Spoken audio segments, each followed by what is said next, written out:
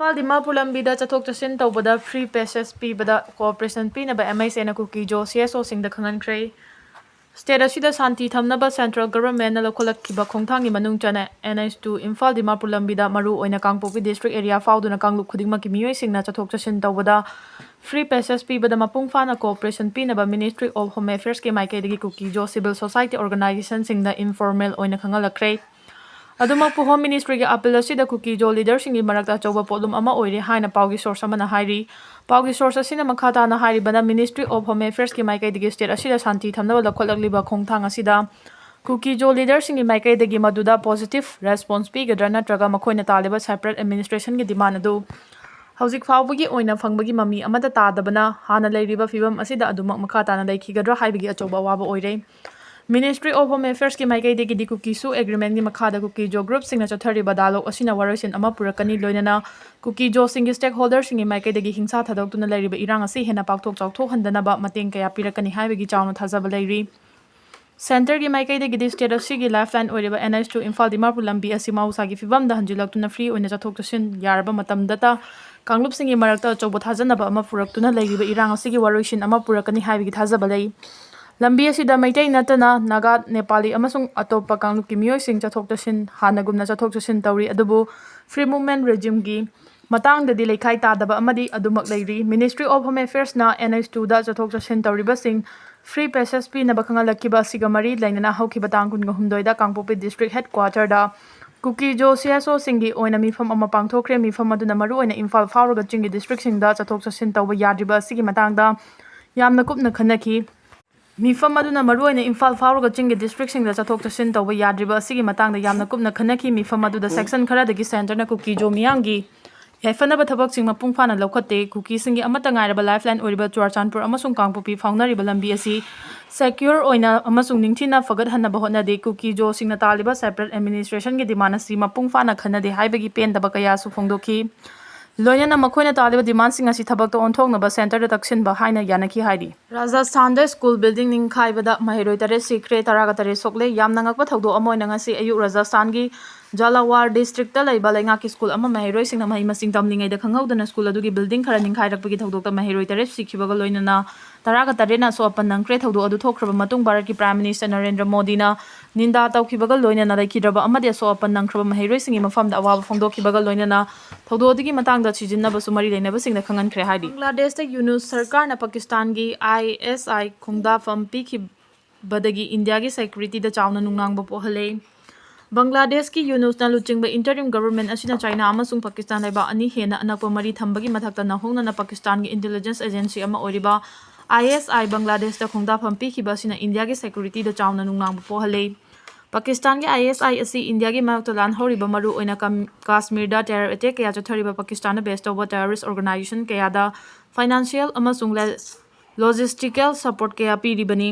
Yunus government na nongna paikhalakpa khongthang amoina Bangladesh amasung Pakistan laiba ani gi marakta hena chesinaba mari thamlakpaga loinana laiba ani gi leiriba diplomatic amasung officials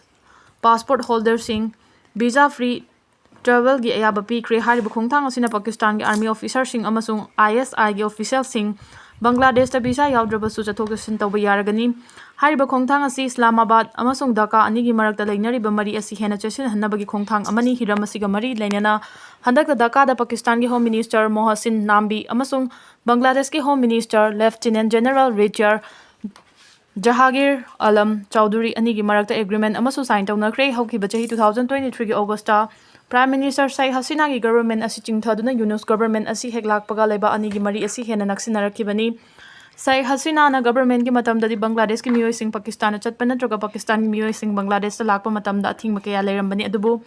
Muhammad Yunus government heklakpaga hana Pakistan ga lalon itik tawnabagi lamda athingba kaya leiramkhibadu lauthokhibani makata na laiba ani gi marakta police training program na chingbasu pangthok minanabagi matangdasu yanaba ma purakre hari Security Force na operation chathabada Churachandpur gi sidendagi kulai kaya fagatkhre Security Force ki kangbuna Manipur gi chingama sung tamani makta leptana chatharakpa search operation gi saruk amoina ngarang Churachandpur district ki siden area da chathakiba operation da kulai paiba singna losenduna thamlamba kulai kaya fagatpa ngamle hari police ki pauna hai Operation aduda magazine yaudaba .22 rifle ama 9mm carbine ama magazine ama 9mm pistol ama magazine ama SB rifle taruk 12 bore rifle ama single barrel rifle bolt action type ama, long range modified mortar pompi ama, pompi bomb ahum, biofang handset ani, smoke grenade ama, ammunition khara fagatke hari fagalaba polamsing adu Churachandpur police station da khusinakhre hari. Anglon kaina changsilaklibा mitopsing khangdokpagi drivesingda chatnagadaba anauba SOP semle police.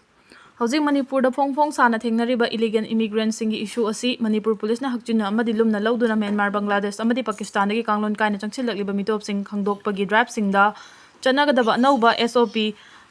standard operating procedure sing semduna district ki mari lainaba superintendent of police SP sing da khangan kre hana Manipur police ke official X account ta thagalakiba posta police headquarter gi maike degi khangalakli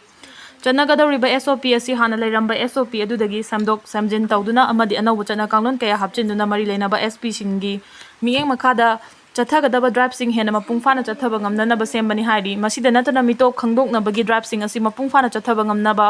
district khudingi special task force STF amam thamduna mathau tohonba hore hairi drive sing asi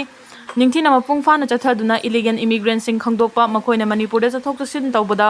athingba thamba amadi masa masagi maramdamda halankibaga mari lainana paikhaliba thabak sing asi Manipur police ki senior official singna kupna yengsili haina Manipur police headquarters ki maike digi makhata na phongdoragli Pambaina luchingba UNLF na awaba phongdoragli culture amasung art ki lamda Manipur bu malemgi thakta thangatuna thambiramba saknairaba theater gi director amasung playwright Ratan Chiamna lekhidabada awaba phongdokli amasung theater gi lamda maraibak maramda Manipur gi damak chokthaba naidena thaudang lobiramba oja asigi mafamda pambaina luchingba UNLF na ikai khumnaba pijari hari lalholup asigi Department of Publicity and Education gi director Charairongba thokchomna thadorokpa cherol asina hai Iraipak Manipur asi apikpa chinglaipak ama oijarabasu culture amasung art ki lamdadi aduki mati ikai khumnaba leiba amani pathang puthang naina chentharakduna aikhoigi ipa ipu ahal laman singna thambiramba culture gi pukai langai kaya asibu ningthina semjinuna amasung anauba matik me haptuna hena matamga chusinnaba Manipur gi culture bu art ki mawong kaya da malemgi miyamda puthoktuna Manipur bu saktakiba iraipak asigi tanglabalan amani asigumba iraipak asigi tanglabalan ama oiriba Ratan Chiamna lekhidaba asi Manipur gi achoba mangjaba amani amasung mahangna lobiramba thaudang asi khunai asida mention mangamdana hangduna lehoragani hairi miyamgi oja asi thabak ama pangthokpada yamna serious oijaba khunai sida lairaba singna thengnariba chaifu thong manadriba semitlona piriba chaitheng kaya bo lanthengnaramba minungsi chawba achamba punsida hingba pamjaba personality amani